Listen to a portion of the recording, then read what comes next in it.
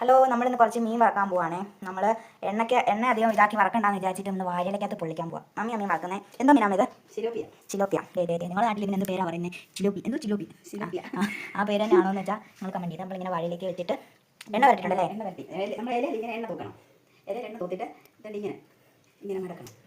ഇങ്ങനെ വെച്ച് മടക്കണം. ഒടിയത്തില്ലേ? ഇല്ല, ഒരു മയത്തിൽ ഇങ്ങനെ മടക്കണം. മടക്കി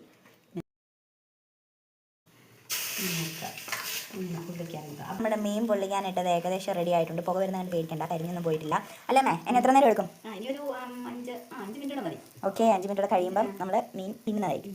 ഇതാണ് നമ്മുടെ മീൻ പൊള്ളിച്ചത്. മസാലയൊക്കെ നല്ല രീതിക്ക് അതിനകത്തോട്ടൊക്കെ പിടിച്ചിട്ടുണ്ട് ഗൈസ്. അപ്പോൾ ഇനി നമുക്കിത് കഴിക്കാം. ഞാൻ ഇതിൻ്റെ നടുക്കൊന്ന് ഇത്തിരി നുള്ളി എടുക്കാം കേട്ടോ.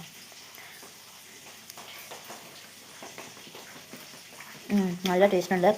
എണ്ണയൊക്കെ ഓവറായിട്ട് യൂസ് ചെയ്ത് ഉണ്ടാക്കുന്നതിനേക്കാളും എത്രയോ ബെറ്ററാണ് നമ്മൾ വാഴയിലേക്കകത്ത് തന്നെ വെച്ച് എടുക്കുന്നത്. ടേസ്റ്റ് കാരണം ഇതൊന്നും പറയാൻ പറ്റുന്നില്ല ഗൈസ്. അപ്പോൾ ഞാനത് ഫിനിഷ് ചെയ്യട്ടെ. അപ്പം പിന്നെ കാണാം. ബൈ.